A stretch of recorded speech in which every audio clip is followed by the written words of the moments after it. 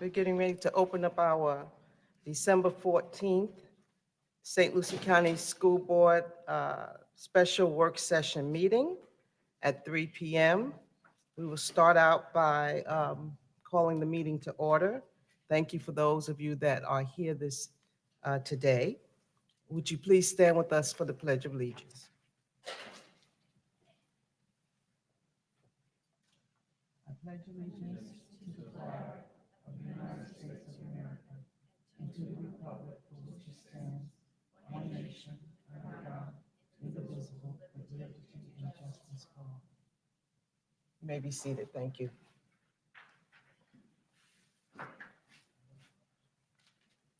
We have a couple of items for discussion this evening. We have the discussion regarding our redistricting, and we also have a strategic planning part. At this time, Mr. Gent, we're going to turn it over to you. Okay, thank you, Madam Chair. Yes, we'll do, we have 3 topics for the workshop here this afternoon. We'll do redistricting first. That'll be followed up with an update of our 2 proposed high schools. And that will be followed up with just a brief review of the ESSER funds, the funds that are coming down from the federal government, and we'll hit that last. So those will be the 3. So at this time, I'll bring up Mr. Sanders. Good afternoon, Superintendent Board. My name is Marty Sanders. I'm the Growth Management Director for the St. Lucie County School District. And I'll talk to you a little bit about redistricting. In general, the redistricting requirements are in Florida statutes. It requires a few things. One, it requires that the districts be equally proportioned. It requires that we reproportion those in odd number years so we do not affect the election cycle. Historically, school districts and local governments have done this after the decennial census. When we have the census records, we know where the populations are by census blocks. And in the past, we've followed the same member residence districts as the Board of County Commissioners. Again, these are member residence districts. It is not where students that live. We're a single member district. We're not single member districts. We are at-large voting. So the whole county votes for members in each district. It just is where each school board member is required to live. Our Board of County Commissioners. So the members must live in that district.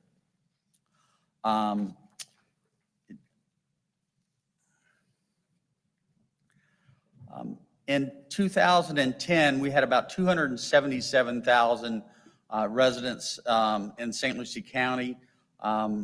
And you can see we've grown to almost 330,000, or 18.5% growth. We've grown unequally. It's not been equal throughout. Port St. Lucie grew by about 22%. Fort Pierce grew by about 12%, but that was not only population, it was also some geography that grew by annexation as well. So you can see it's unequal proportions throughout the county and the growth. If you look at the 2010 census, the current boundaries, all of those districts had about 55,000 residents within each district. Today, the 2020 census, if we split those districts equally, we'd have about 65,845 in each of the 5 districts. You can see the current boundaries. We have a low of about 60,700 in one district and a high of about 73,600 in another district. So it's an unequal distribution. So our goal was to balance those as equally as possible. These are the current school board member and Board of County Commission districts. You can see the solid colored dots are the residents of the St. Lucie County Board of County Commissioners, each member, and then the little schoolhouses are where each of the 5 school board members live within their respective districts. Again, it shows you the unequal distribution in each of those districts. As you can see, District 5 grew the most as it wraps around into southwest St. Lucie County into Port St. Lucie. So again, you can see that some of those districts grew by as much as 32% and as little as 9%. And then this is back in the 2010. You can see that they were. You said the dots are where we live, like the purple and blue dot? Correct. Oh, okay. Yeah. So, Mr. Ingersoll, you're the little schoolhouse that would be the purple schoolhouse. And then Commissioner Hutchison would be the purple dot in your district. And something I forgot to mention, and it's the districts have the same boundaries, but they have different numbering. So, excuse me, I didn't mention that in the beginning. So it can confuse us easily, but they have the same boundaries but different numbering. But they are labeled on each map. Just the highlights of things that we and the Board of County Commissioners have done in order to go through the redistricting process. The board discussed this in September. The Board of County Commissioners held an informal workshop in October.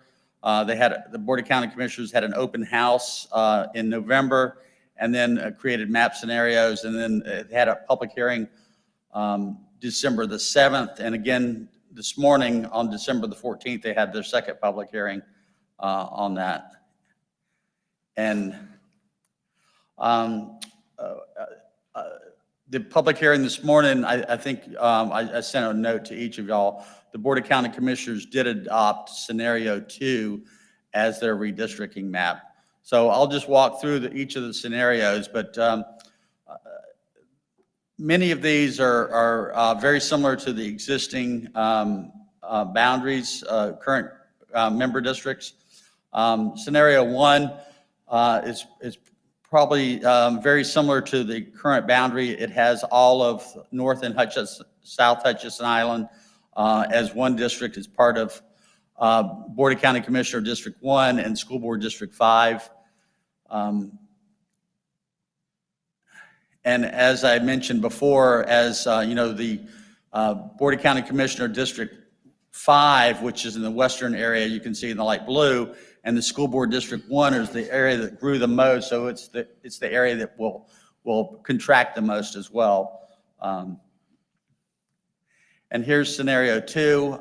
The biggest difference here is North Hutchison Island stays with School Board District 1 or County Commission District 5, and slightly different boundaries in Port St. Lucie just to accommodate the match.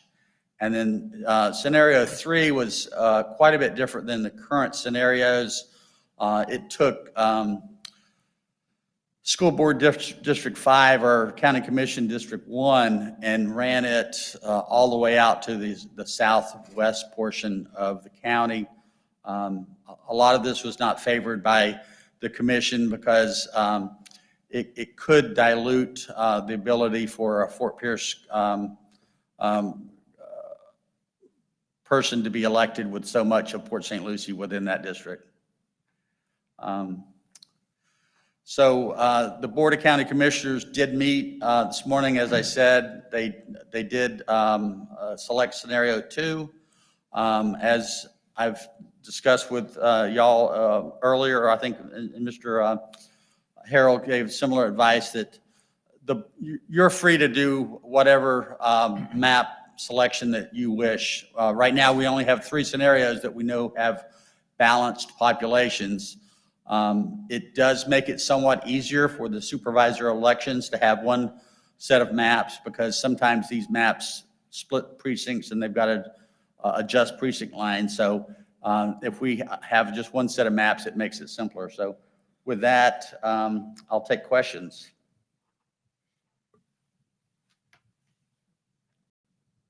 Board members? Mr. Choi? I was just curious, why did they go with scenario number 2 rather than number 1? Because number 1 mirrored what the old one looked like. Did commissioners change that out a little bit?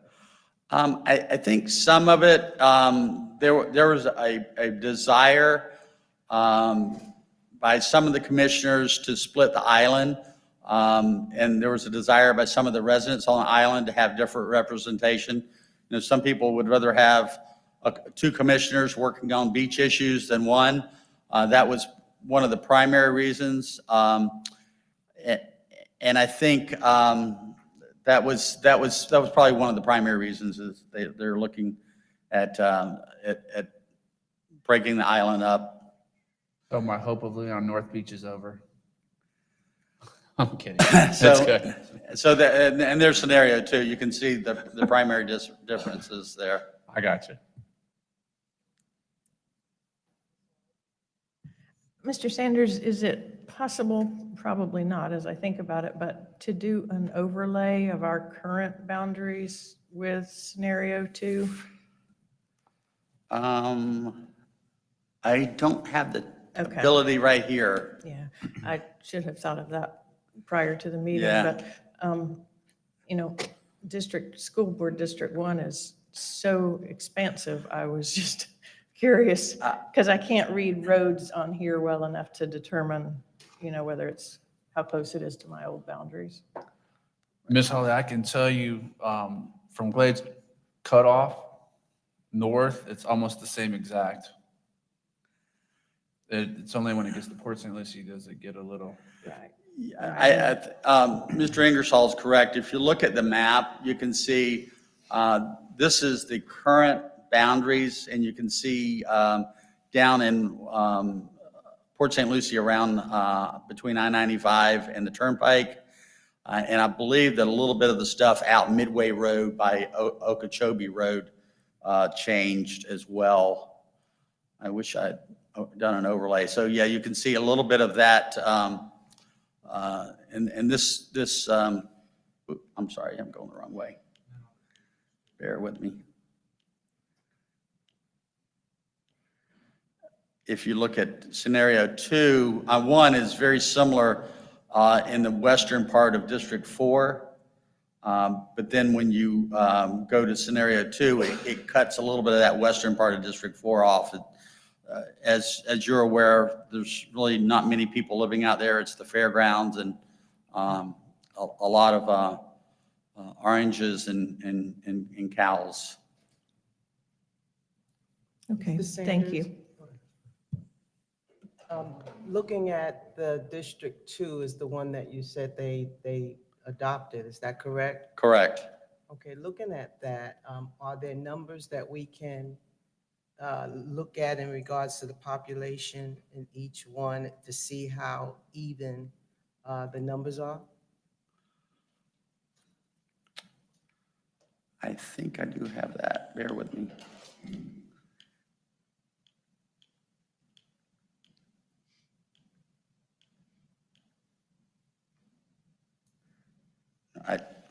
I do not. Bear with me. They're within about 500 of each other. I may have it's separate here.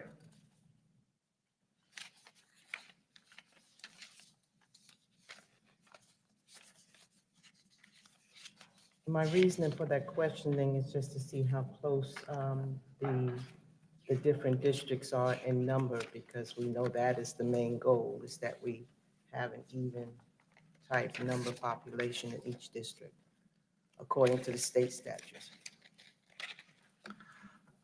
I do not have that at my hand, but I can have it before the 5 o'clock meeting. Okay. I think they're very similar.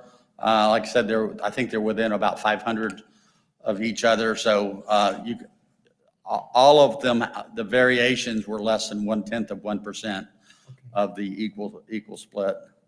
Okay, which that's good enough answer in regards to how close they are together in the population. Thank you. Yeah.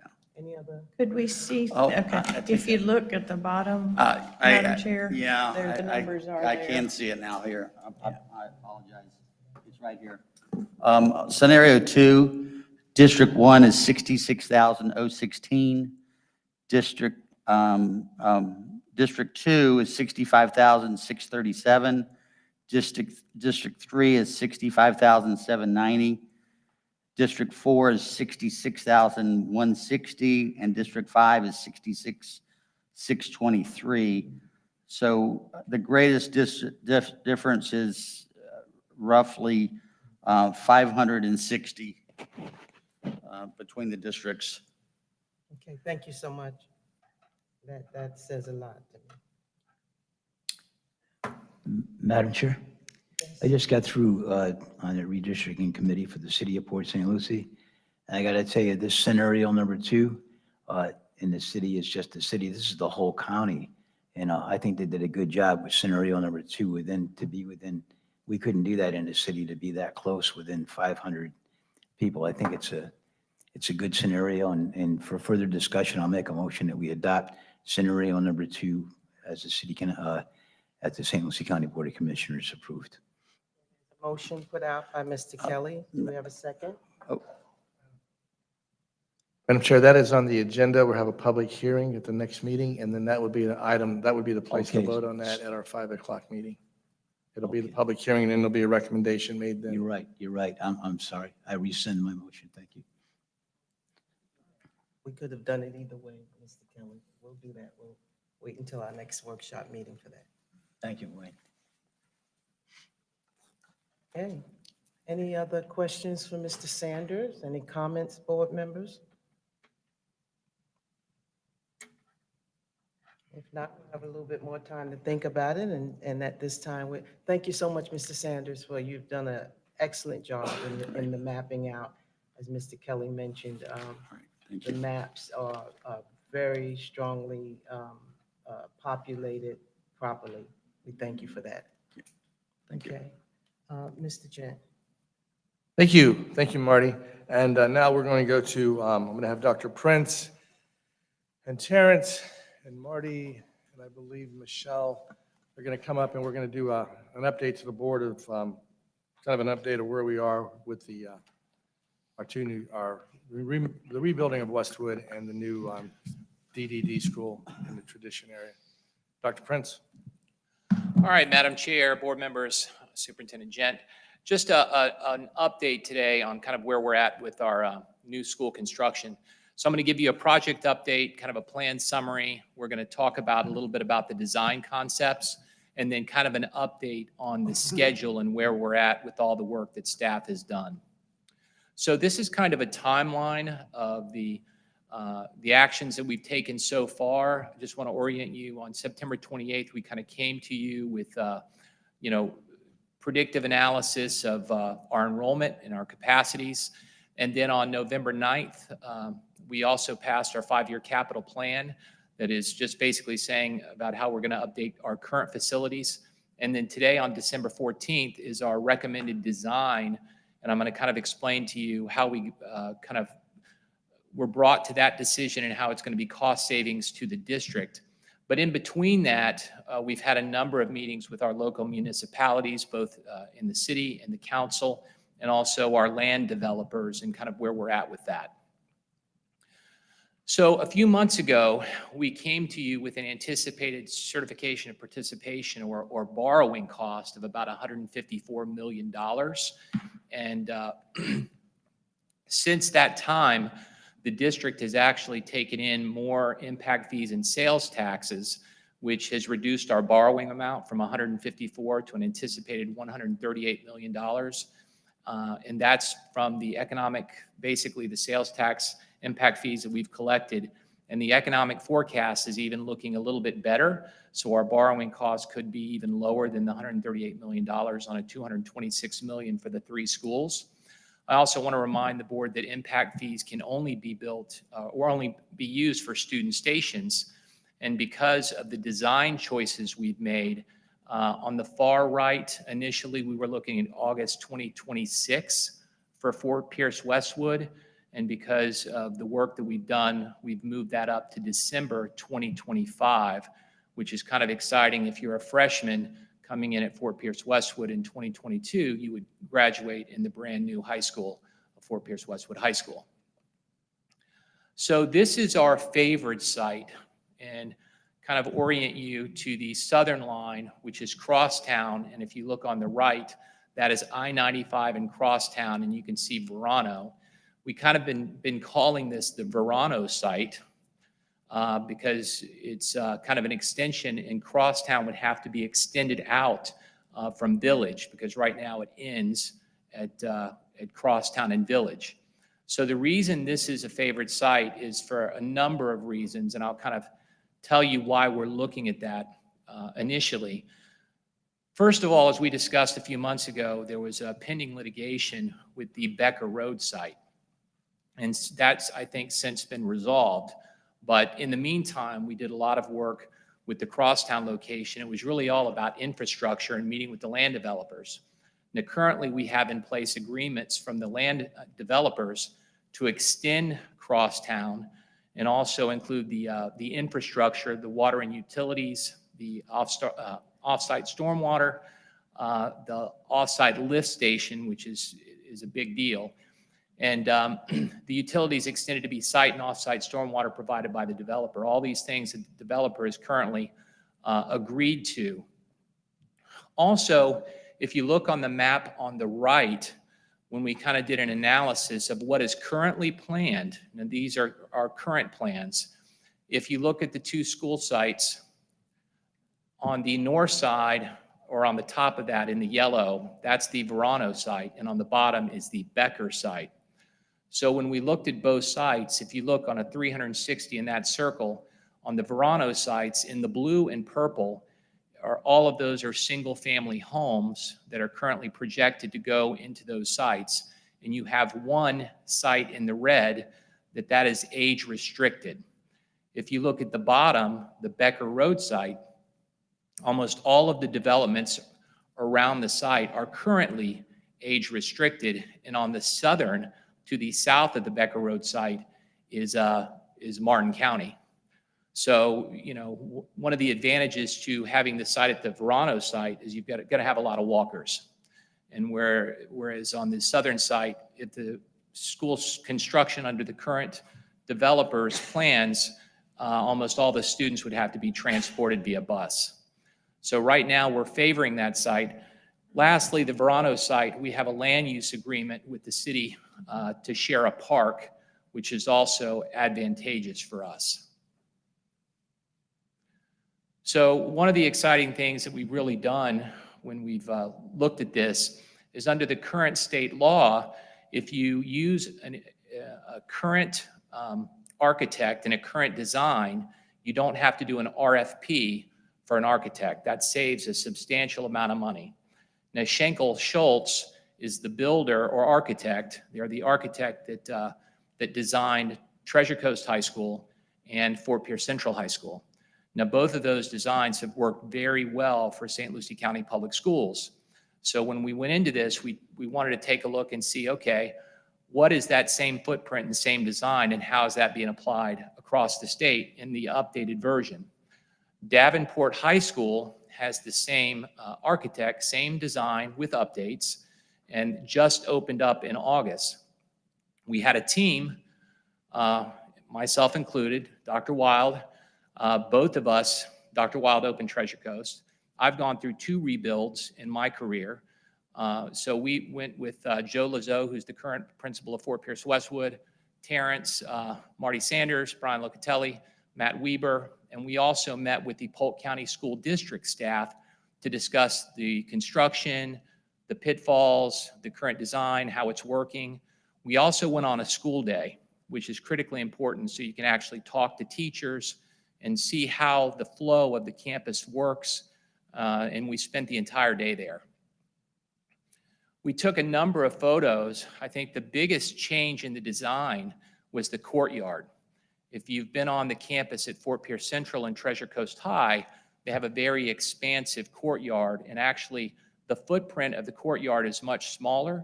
There's a much better sight lines, and it's also easier for students to navigate the traffic. That is one thing that we noticed.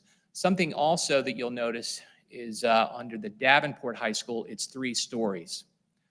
One of the things that the staff and the administrative team brought up with regards to the 3 stories is where the central stairwell is. There were a number of challenges with regards to blind spots, hiding spots, student supervision, student safety that kind of came with building 3 stories. Another challenge with building 3 stories, quite honestly, it's far more expensive. So, whenever we looked at that, we talked about that. But we were able to look at the single point of entry. This is a photo of the main office, how the design was, the media center, even the gym, but afforded us a lot of opportunities to ask staff questions with regards to, touring the culinary, touring art, touring the science wing. And in the discussions, we looked at a lot of different models. We looked at a 5-building model. We looked at the number of student stations. We looked at 3 stories, but we really settled on this design, which is the Schenkel-Schultz model. It's a 4-building, 2-story design. And by going with this design, instead of going 3 stories, we're saving about $20 million. Also, with the 3-story design, it comes with a lot of other inhibitions. But with this design, it allows you to add a 5th building if the time comes, and we project that out in almost 15 years, but you could build an additional building, a 5th building, to accommodate future growth. And I want to go back once again to the timeline. We've moved very, very quickly. I want to thank our staff for doing this, but we've also run this by our bond counsel, our economic advisors. We're nowhere near our debt capacity with regards to borrowing. So we think we've made decisions, and by using a design that duplicates, it's the same design for both the Fort Pierce Westwood rebuild and also the Triple D school in tradition, that we can meet the demands of time and also take into account future construction costs. Lastly, we shared this schedule with you, and the only reason I shared again is because of I know Mr. Lazeau is a little excited because whenever he goes out and recruits, it's really exciting to tell an incoming freshman you're going to graduate in a brand new school. So currently, the only change that we've made to our timeline is moving up the opening of Westwood by 6 months. Lastly, these are the acts that the school board has to take. I'd orient you to 2 things coming up in January on the new Tradition High School. We're going to be bringing to you an agreement with the architect. That starts the ball rolling there. Tonight, at the consent agenda, you're going to be approving the Castaldi analysis report for Westwood. And I want to just kind of share with you what that means. So the Castaldi analysis is basically bringing in an outside party to take a look, analyze the school, make a determination, does it need to be rebuilt or not? Now, based on all our, the many years of experience that our staff has, the bottom line is the school is not built to code. It needs a lot of new things, needs a new roof, new HVAC. It's just not built to current code. We anticipate the Castaldi analysis report will come back that we will need to be rebuilding Westwood, and that is how we're moving forward with our plans. And with that, I'll take any questions. Board members, any questions, comments? Can I just ask, Madam Chair, what's the current size, square feet of Treasure Coast High School? I don't know the size, but it was built with a capacity of 2,500, or is it 2,600, Marty? 2,500. And it was built for $74 million. Square footage? Of Square footage, no, the square I'll- footage I'm not sure of. I just know what the capacity was. That's what I'm asking, square footage. Because you had, on the Use- high you school can that use you my- guys went to, I think it was 54,000, It's about 350,000 square feet. 350,000. And the high school that you guys are looking at, that's similar to the other ones that you looked at, what's the square footage on that? It would be similar with at ultimate build out. And you're looking at a capacity for 1,800 students? Correct. 1,800 students. And we Treasure have- Coast and- was built for and currently 2,500. We have almost Build three, out at 2,500. and we have almost 3,000 kids at Treasure Coast right now. Is that right? 2,800, that ballpark. Okay, it wasn't much of a question, it was a comment, that's all. Yes, sir. I think you know where I'm going with that, so. Any other questions? Actually, Madam Chair, I do have sometimes you give information and it's a lot of information. So for myself, I have to go home and digest, mull this over. And before I personally have any questions, so I'm sure you know you'll be hearing from me. I thought though that the school, Fort Pierce Westwood was, the capacity was 2,500 with a future build out to accommodate 5,000. Maybe not. And No, ma'am. no? Currently, we have a little over 2,100 students, but that's two campuses. That's MOA and the main campus. Basically, what the build out is for the initial 1,800 for Westwood is what we anticipate the enrollment to be in 2030. To that effect, Marty? I think that's what that was the analysis. Yeah. So we're anticipating 1,800 in 2030, and we have 1,800 now?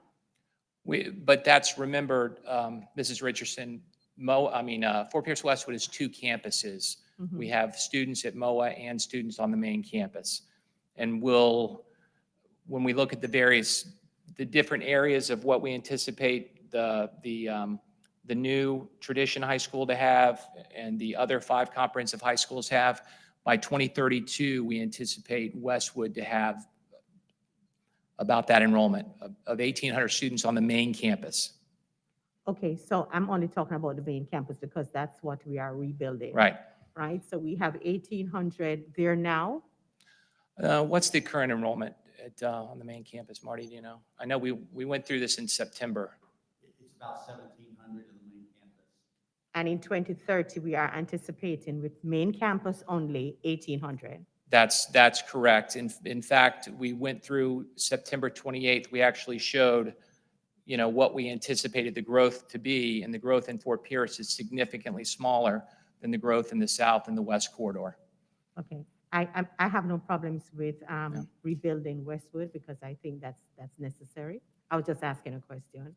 Oh, no, and I'd be And, happy, anytime, we'd be happy to sit down with you. Thank you. Oh, I'm sorry, Madam Chair. I have one other question. I'm sorry. So we are talking about building the high schools. So one of my concerns would be, we are using this money to build the schools. What guarantee do we have, or does the other schools have, that all of the improvements that are on the 5-year plan right now, that they are not just going to go away should something come up and we need this money to build the school? Because you know that inflation is going to happen. We start with this dollar figure, and because of COVID, because of whatever, all these other variables, that it might increase. And I know I've spoken to Mrs. Thomas already, and she said that you have overcompensated for that. So I do get that, but things happen.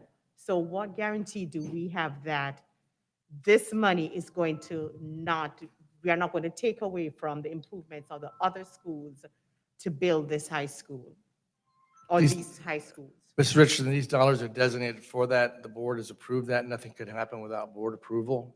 All we can do is make recommendations to the board. It's a great question, but you have the say in that, so it can't happen without the board's approval. So the 5-year plan is a fluid plan that comes to the board each year. Those are different dollars. Those are capital outlay dollars. I believe that Ms. Thomas explained that before. And then these are coming from impact fee dollars. These are coming from COPS, certificates of participation. And so when we bring these to the board, nothing could change without board approval. Okay, and that's fine. I don't know. I'm asking questions so that I know, and our community understands what I'm understanding. So the money that's set aside right now is for the schools, and it can only be used to build the schools. So the monies that's set aside for the improvements, those monies is always going to be there, and anything that's on the 5-year plan is going to follow through with the improvements per the 5-year plan. That's correct, which the board approves. Okay. Yep. Thank you much. So much, Ms. Richardson. I know people in the community are concerned about making sure that we follow through with what we're saying regarding especially Westwood. It's been a long time waiting for the children there over there. Oh. We appreciate your questions. Thank Any you. other comments or questions? Yes, ma'am. That's all. Well, Westwood is dilapidated. You know, it floods, we put sub pumps in the auditorium, we pump the water out. I know. The band rooms, it's been destroyed. The gym, we've remodeled, we've put Band-Aids on it. I understand all that. It needs to be redone. So that's where I'm at. And we need to do something. I do have tons of questions. I'm along the lines with Mrs. Richardson. You know, are we building it big enough? Is a concern. Because, you know, only 100 students in 30 years is, you know, hopefully we've done the math with how many students we have moving up already, and that would give us a base projection of where we're supposed to be. So if we've done that, I would feel comfortable in seeing the amount of growth coming into the school. The concern that I have is the amount of money that we projected, because we projected it for a new school the same as the tradition school. We did it for the same as Westwood. And anybody in here knows is if you remodel anything or rebuild anything, it costs you just as much to destroy something that it does to build something new. So hopefully we have taken that into effect.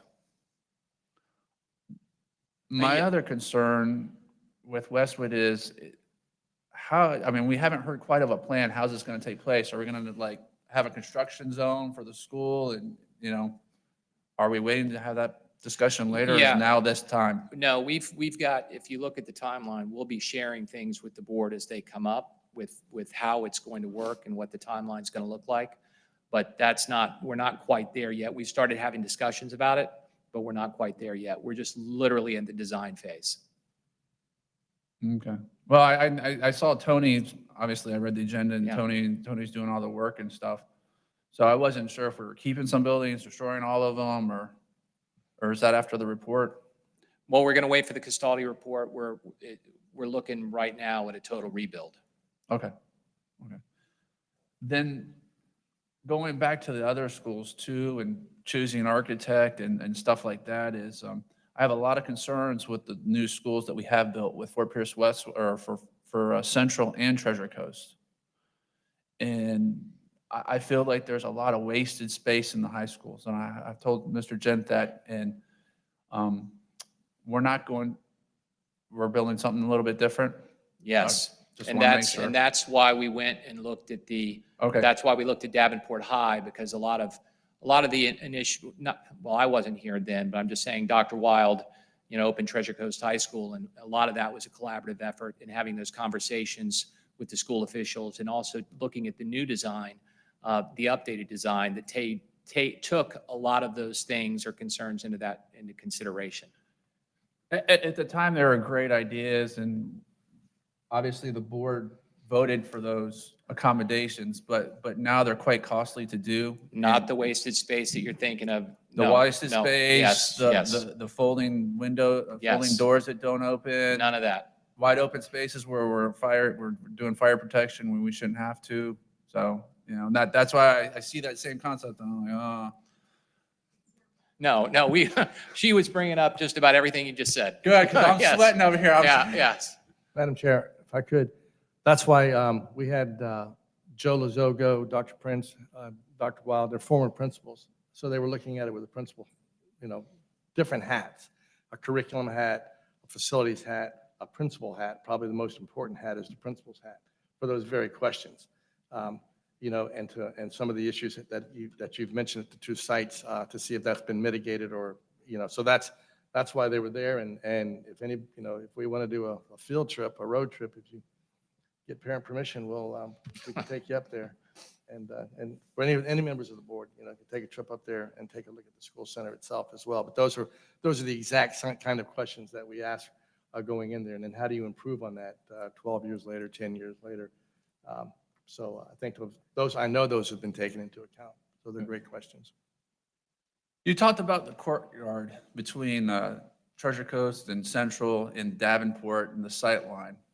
And I couldn't quite hear what you were talking about. Well, what they've done is it's just the design is better getting from one building to another. It's actually kind of the best way. I wish I could show you a video. They've just kind of condensed everything so that it's not such a big supervision area from a principal's lens. You're looking at every, how am I going to supervise this? How many people is this going to take me? Okay, I've got you. Yeah. Okay, because when you showed me the slide and I saw oak trees and stuff like that, I didn't see a clear sight of you. Yeah. Okay, I'm just letting you say it, because when you said that, I was like, Yeah. what is he talking about? Okay. It's one of those things. I just wish you were with me, Troy. Well, when you Yeah. go back to the slide, there's Yeah. not a clear view of, Yeah. of sight, and I've seen trees grow up, Yeah. and they're like, I don't think the picture does it as much justice, but they've done a lot Okay. with the courtyard to make it smaller. no, and, I more appreciate it. accessible. My concern also would be making sure that we have the school large enough to deal with the population growth in the years to come as well. Just now. Yes, ma'am. Noted. Any more? Yeah, Madam Chair, having heard you say that, I just want to say, Mrs. Richardson, you've heard the same concerns from Troy and I before about Westwood, and I'm concerned, you brought it up. I understand that one of the plans was to build the new school right next to the existing school and that type of thing, and I haven't been through staff with that, but as far as the money being there, we have control of that, like Mr. Gent said. The thing I want to get into, and I opened up with the talking about the capacity of the new school versus Treasure Coast High School. We're talking 1,800 was the capacity, and it's about the same size.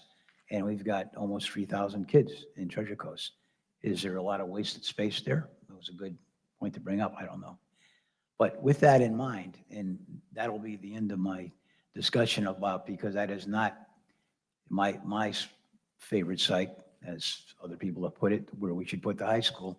The Becker Road site is where I think it should go, because on the city council, when we originally did the Southwest annexations, and I'm very familiar with it, where everything is and the plans that they had, and things change, as I've mentioned many times. 5-year plans, boy, do they change. So they can change in 5 months. There were 28,000 homes plotted to be there. Now it's, Marty, somewhere in the 36 or 38,000 homes. And Marty, I think you're the one that told me today, I did meet with staff for a little bit, there will be over 54 or 56,000 homes in that annexation area, that 18 square miles, when they're done. Now, who knows how long right now we're in a good inflation area and people are buying houses like crazy, but we all know at my age, it goes like this. We've been through it back in 2005 and went way down, back up again. So who knows how long that's going to last. When I got elected, I wanted to buy a crystal ball, but Mr. Gent, you can't buy one. I know you know that. Couldn't buy a crystal ball, so you had to go buy the best you could. 54,000 homes in that area, and they're not all going to be over 55. That's a lot of homes. However, I did share with you today, I know that road, that Becker Road from Becker out to Range Line is going to cost $60 million or more, with everything, with the water, the sewer, everything, electric. Port St. Lucie is city water, city sewer, so that goes with it. Everything's got to go in it. That mile or mile and a half that Becker Road would have to be built out to go to the site that I'm talking about. I have no idea. That could be a year or a year and a half away. They just finished the litigation and everything. Hopefully, that's the information I have. There's not going to be any litigation. They have agreed, the 3 parties involved have agreed. So that should move that along. However, we also don't know, when I look at your plans, when you put in there, it's really TBD on everything, to be determined. We don't know how long it's going to be before that road is built at the end of Crosstown Parkway, do we? Do we have in an idea? fairness, Mr. Kelly, you're absolutely right. The only reason we moved forward with the land developers and the municipalities on that site was because of the litigation. And that was the holdup. And there's there's nothing wrong with us having those same conversations about the other site, but like I said, Okay. right now it is TBD, but that's our favored site right now, the Verano site, simply because of the conversations we've had that meet our timeline. I can already give you a decision. I'm just going to cut to it and save you a lot of time. We don't know which either road's going to be done. 54,000 units. I think the other site's too close to Centennial. However, you got almost 3,000 kids in Treasure Coast High School. Okay, we got to fix that right away. And if it's going to be faster to build the one that you're talking about, I will be supporting the school that you want, where you want to put it, where staff wants to put it right now, unless things change. And boy, they can change. You will see. You may see different plans from Mattingly or Attel, or they can change overnight. And there could be problems with the people building the road that we're talking about at the end of Crosstown. Anything could happen. But right now, it looks like the fastest way to cure the problem at Treasure Coast High School. And again, I'm glad that you brought that problem about wasted space, Troy, because if you're putting 3,000 kids in a school that's designed for 1,800, something, I don't know what's going on there. But time is of the essence with that. I will be supporting what you guys are planning right now. That's all, unless it changes. Madam Chairman, I want to speak before Superintendent does. Mr. Kelly, I don't want to use the term wasted space. It's just not I'm built. sorry. Okay, I just don't. I was going for another word. I was. I know, look for another word. It's just not built as efficiently. Shouldn't have said that. Yeah, because I don't want to be put with wasted space. But it's just not as efficient as it could be utilized. Yeah. I mean, when you look at this building here, every square inch is utilized to the T, as opposed to on Okeechobee Road, where we had open areas and more common areas. So this building was built more efficiently than the previous building. The schools we have now are great schools, but they're not efficiently built to the current teaching standards that we use. Before, they were supposed to open up the doors and kids were supposed to move between classes and we're supposed to have computers all in the middle. And it just wasn't, the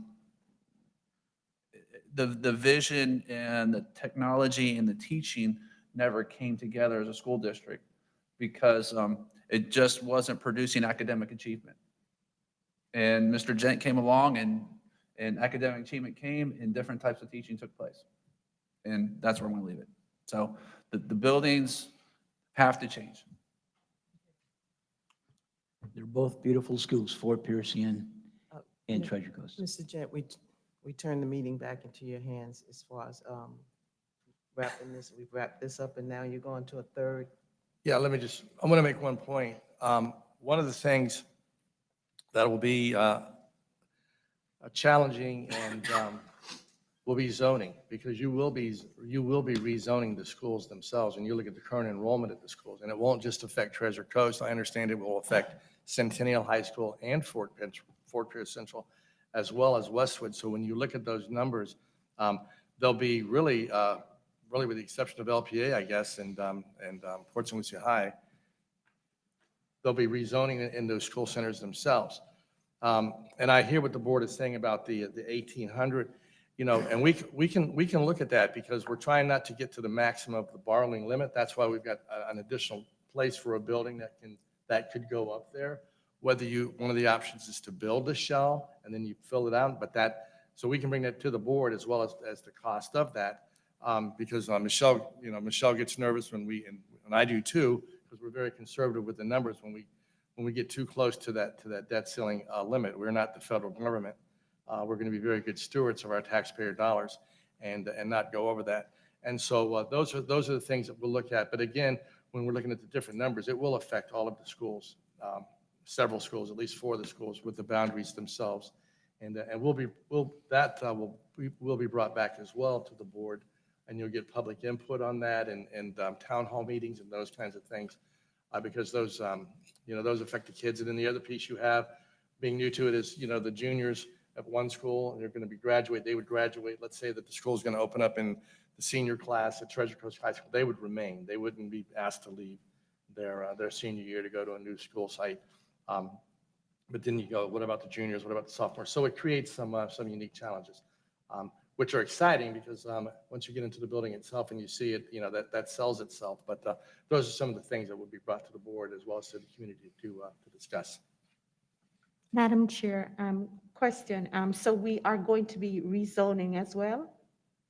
Yeah, anytime you build new school sites, there'll be a rezoning process to that, to bring relief to the other school centers, and then to really to bring relief. That's the whole idea why we're building them, because of the capacity and the size of the school center. So there would be rezoning, yes, to the other school sites. All right, because I thought that the building the schools was because there were a need for the schools in that particular area, not necessarily to relieve other schools because. That's part of it. It's part of it. It's both. It's both. It's to relief to others as well as to account for that growth, which is one of the unknown questions in North Fort Pierce because of the growth that's going, that they're going to see some growth as well. Marty laid that out in September as well to the best projections that they can. And so it's twofold. It brings the growth of the community, of the county, as well as relief for the high schools. So it serves more than just one function. I mean, I understood that we were building Fort Pierce or rebuilding it because of the dilapidation state that the school was in. So I expect that there's going to be some growth there, but I don't, anyway, I didn't think it was that much of a growth in that area. Yeah, Marty laid it out, and it's one of those things, who projected tradition 10 years ago to be where it is today. So it's, your best guess at that time, but then to try to do the careful planning to have a backup plan, if you will, for, that's why both of them will have land for another building to go up in that area or to go up on that campus for whatever you don't see the next 20, 30 years out. I did see that you had the growth at the area. I did see that's there on the project, with the project. Okay, we are going to continue this discussion. This is not the end of it, correct? Correct. Dr. Prince laid out the markers, what would be coming before the board, and staff is always available to meet with board members at any time to answer any questions. Thank you. Madam Chair, just, if I could, I don't want to get the public mixed up. When I said I will be supporting the school that you guys are supporting, I shouldn't have said that because we already voted on it. And when I voted on the 5-year plan, I voted to support that. So I don't want to make it look like we're going to be voting on it again, because we are not. We're not going to be doing anything today with that either, right? Am I correct? Okay, thank you. The only vote today will be at the board meeting on the Castaldi plan that Dr. Prince presented for Westwood High School. That's the only voting item for the board today. Madam Chair, if you're ready, we'll go to our last workshop item, and that will be the ESSER dollars. We did present this before to the board, and there was a timeline. I think Dr. Wall may talk about it, and then it was extended. So we've done some further outreach to the community members through different venues, and just to give the board just a brief update as to where we are on that and that process. Dr. Wild? Well, I'm going to go first. All right. So Dr. Prince and Dr. Wild. Yeah. But anyway, we're going to jump right in. Just to remind, you're going to see in the presentation the acronym ESSER, and not to be obvious, but it stands for the Elementary and Secondary School Emergency Relief Fund. And then in the presentation, you're going to see ARP, and that's the American Rescue Plan. So the superintendent did share with you, we've kind of shared with the board, how we've spent our CARES dollars and ESSER 2, but we're about to get $90 million as part of the new ESSER 3. And that money is going to be released. We know we're going to get 2/3 of it probably the first part of the year and 1/3 later. 20% is going to be set aside for learning loss, and that accounts for about $16 million. The charters get $10 million or a little over $10 million. So the district has about $80 million to spend, and we're going to talk about what our plan is for those dollars. So initially, our deadline to submit this to the DOE was November 12th, but they notified us on the 8th that they wanted that extended until the 17th, and they wanted us to gather some public input. So what we did is we literally put together kind of a presentation. We brought our principals in. We trained our principals on the presentation and the plan of how we plan to spend these dollars. And then they went out to their school advisory councils and their PTSAs, faculty meetings, and embedded in the presentation was literally a QR code. So folks could scan that QR code and provide some input. Helen, Dr. Wild last night presented to the District Advisory Council and met with the union last week. I think Dr. Wild did Facebook Live. And once again, we had an embedded survey for input. So how can we spend the dollars? Generally, it's basically for COVID-19, the pandemic, its impact on the academic, learning loss, social emotional well-being of the students, mental health needs of our students, and also it's what's permissible from the Uniform Administrative Guidance, and that is basically the federal rules for Title I. So, we know what is permissible and not permissible with how we plan to use these dollars. So the allowable use of the funds, Dr. Wild is going to kind of address how we plan to use the dollars for learning loss and also the mental health needs of our students and additional staffing that we're going to be adding. And I'm going to be talking about how we plan to spend the dollars on facilities and also some of the custodial things that we're adding in technology. And with that, Dr. Wild, turn it over to you. No, come on up. Just leer over your shoulder. Thank you, Dr. Prince. Good evening. Yes, we, as Dr. Prince mentioned, we did talk to you previously about CARES and ESSER 2, and in those projects, many of them started and they've been working really well for us, and we're going to continue them in this, as well as building on them and adding more to the repertoire of strategies that we're using to support our students. As you might recall, we added a position called an interventionist to every single school. That person is a teacher who spends their time providing interventions to students, pulling out students or working in small groups, students who need to build their skills in reading or math. With this money, we do intend to add more interventionists to our schools based on need, the number of students identified that require that type of intervention.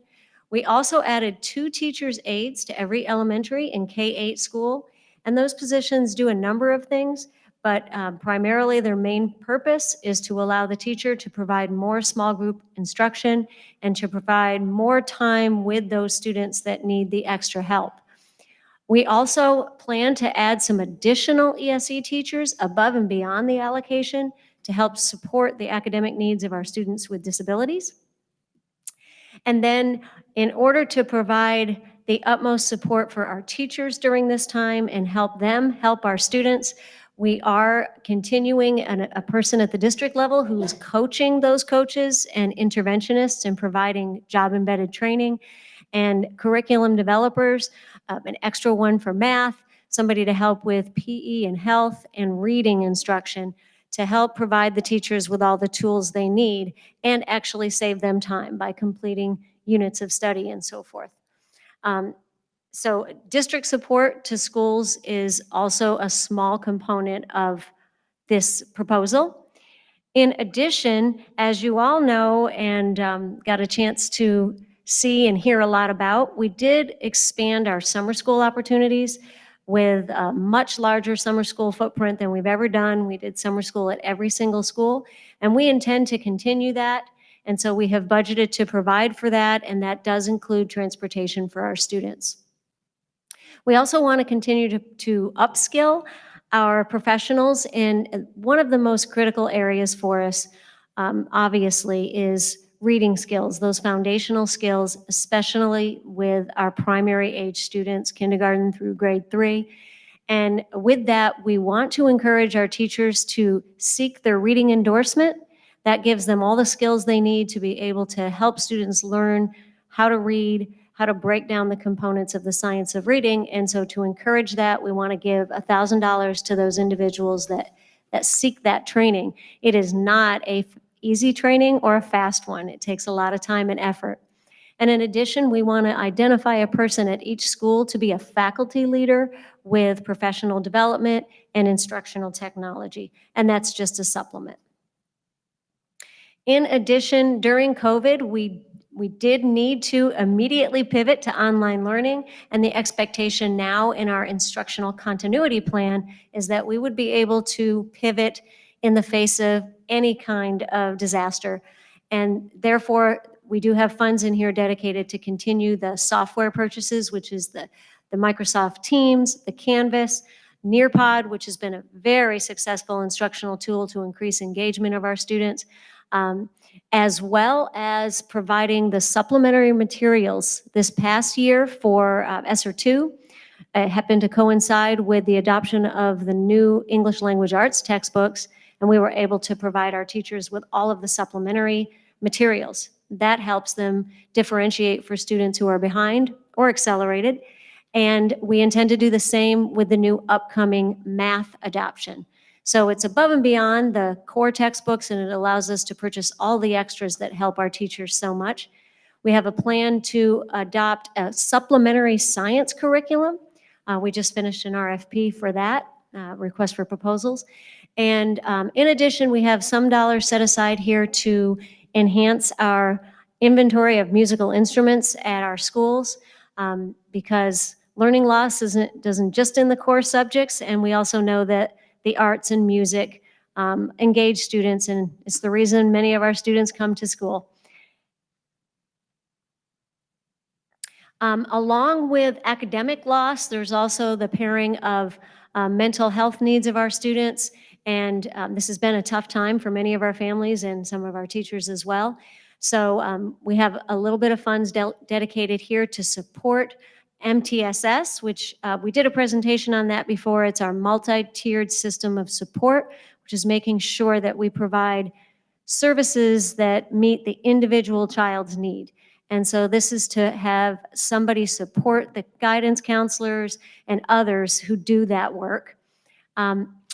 There is a critical shortage, and in federal programs, we do work across departments on this, and so we work very closely with Bill Tomlinson, Student Services and Exceptional Student Education, and there is a shortage of behavior analysts and OT, PT, and speech therapists, and it's at the same time as an increased need for those services. So it does help to be able to supplement hours with contracted services. They're not full-time positions, they're supplementary, 10 hours a week, for example. And then in addition, you might recall, we used ESSER 2 funds to allow Bill's department to bring in, the Exceptional Student Education and Student Services Department, to bring in 2 psychology interns, which not only allows us to add services to students, but also to recruit. They tend to stay once they get trained here. And the same with the counselor interns in the SWELL program who are becoming school counselors. These grant dollars, these ESSER dollars, do allow us to recover some of the expense of COVID. And during the pandemic, we did have a great increase in the number of substitute teachers that we needed to bring in and the leave costs. And we are asking to be reimbursed for those costs. It is an allowable expense under ESSER. And in addition, the governor's disaster relief payment that he did once before, he did it for classroom teachers and principals. And this last go around, St. Lucie Public Schools also gave a disaster relief payment in the equivalent amount out of ESSER 2. Now that he is proposing to do that once again, we have put it in the budget to also match that, because we know it takes everyone, all hands on deck, to help support our students. Also working with student services, we have some dollars in here for health services. We do have a Department of Health collaborative agreement, and that agreement is to cover the cost of RNs, registered nurses with the health department, who delegate their licenses so that our health paraprofessionals can operate, and they provide support and training to those individuals. And now through this time period, they also help support quarantine, isolation rooms, and other medical treatments. In addition, we have contracted services in here to expand our nursing services. And you can see that a lot of these strategies are for the short term, anywhere from the next 2 years, 3 years, to help get us through this period. And I think this is where I'm going to turn it back over to Dr. Prince.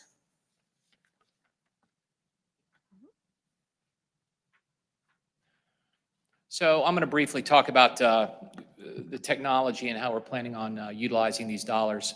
So we plan on purchasing 3,000 units of the LED projectors. Most of our LED projectors in our buildings are at end of life.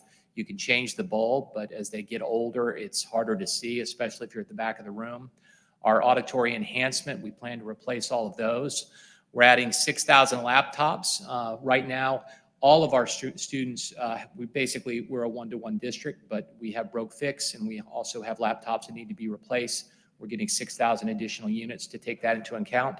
52,000 technology accessories and chargers. The number one thing that kids lose is the charger, or the charging that where you plug into the wall. Then those have to be replaced. We're adding 5 desktops in all of our VPKs, and we're adding 3 tech positions. Currently, our technology positions that support our school are 10-month. These 3 positions are 12-month, and that will help support our robust summer school programs in our schools. Lastly, we're upgrading our Microsoft. It's the A5. This enhances our security in our system. And also, from feedback from teachers, there's a great call feature in Teams. If you use Teams, instead of teachers using their cell phones to call parents if they need to, which takes up their data, they can simply call a parent via Teams. And this goes through our system. And that was a great feature that teachers really liked when we were virtual. So operations and facilities, we're adding 13 additional custodial units. And this is for our enhanced cleaning that we have to conduct, especially if we get a positive case.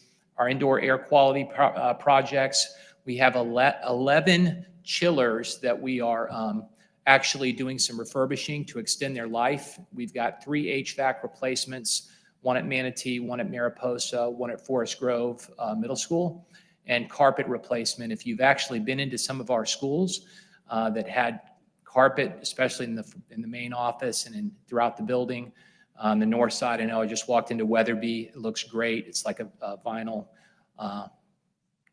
surface, but it looks really good. Palm Point's another one just got replaced. But also PPE supplies for schools, masks, hand sanitizers, those kind of things. So I mentioned the QR code. So in the general public, whenever we've had presentations, they could simply scan this QR code and give us input, or they could go to the site for the forms and just type the feedback in right there for consideration. And that concludes our ESSER 3. Board members, do we have any questions, comments regarding the presentation?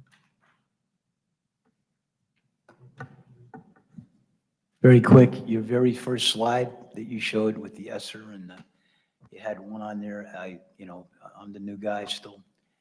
What's GEARS? I don't know what that acronym is. The very first. Dr. slide. Wild is the queen of acronyms. Yes. No, that is not my acronym. That actually came from DOE. It was actually just grant opportunities within ESSER where they divided the funds up into different things. So they called it GEARS. So there was one regarding tutoring for K through grades 3. It was really ESSER dollars. It was just in separate little grants that we had to apply for, and it had the same rules as ESSER. So in all of the communication now, they're just putting them all together. Okay. And everything that you just showed us are wants with this has to be approved. And we had to the 17th of December. It was extended. Yes, This plan. correct. We have to submit it to DOE. They will do an initial review of it. They will send us questions. It's going to mirror what happened with ESSER 2. As then it goes to the next step, which is legislative review. That the first time they've ever done that was with ESSER 2. And so that did take a little bit longer than it normally would with just the Department of Education. So we do not have a time frame yet for that. And if they don't approve anything or they ask for something to be changed, then we would have to make those revisions. Thank you. Madam Chair, thank you. Sometimes I look at everything like I'm a member of the public, and I want, as you go, I don't want them to think that this has already been approved and we're going to get $1.5 million for musical instruments, because we don't know yet. But that's what we want, right?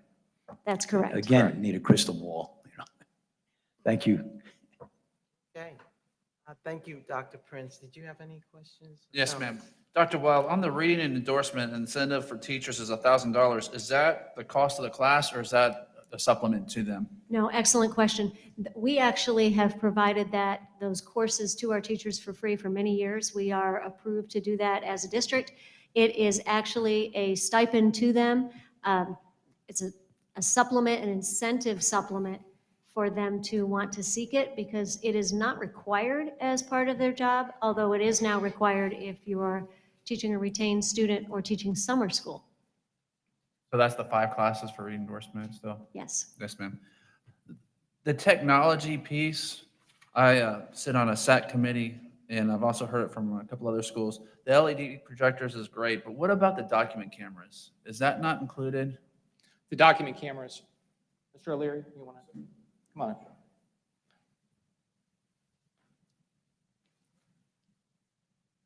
So that, Mr. Ingersoll, is in our regular capital projects for our ITS. So as we go through and we're leveraging it, projectors were number one things that we were getting back from the schools. That will be our next refurb on the document cameras. Is there any way to put it in this plan, though? I mean, isn't it like $50 a camera, so it's like $2,000 a school? No, there's different types of document cameras. The ones that we're replacing that are IP-based, as opposed to USB-based type of cameras. Those are at a much cheaper cost and is in our budget to start renewing and replacing those as well. So our focus was on the audio enhancement and projectors in the ESSER 3 funds. So it is accounted for, but it's in a different budget, not in the ESSER 3.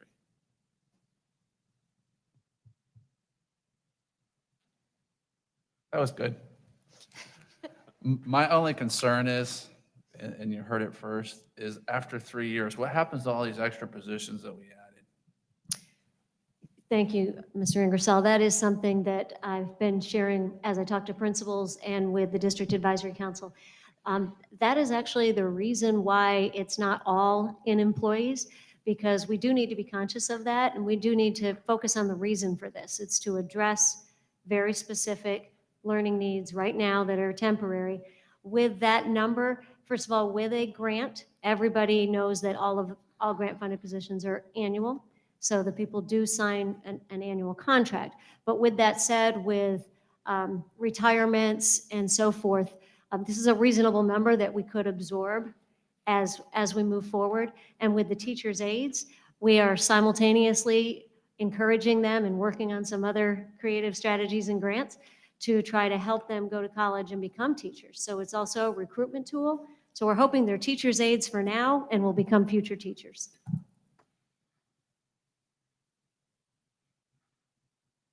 All right, Mr. Jen. Thank you so much, Dr. Thank you. Prince. Happy holidays. Same to you. Well, we have another meeting, Dr. Prince, so you Yeah. guys can't leave. Yeah. That completes our presentation, and I want to appreciate staff. It was very thorough for the board today, and so I want to thank them for their presentations. And again, we're always available, you all know that, to meet with you all and answer questions. That completes. We have a little time to prepare for our next board meeting, board members. At this time, we are adjourned.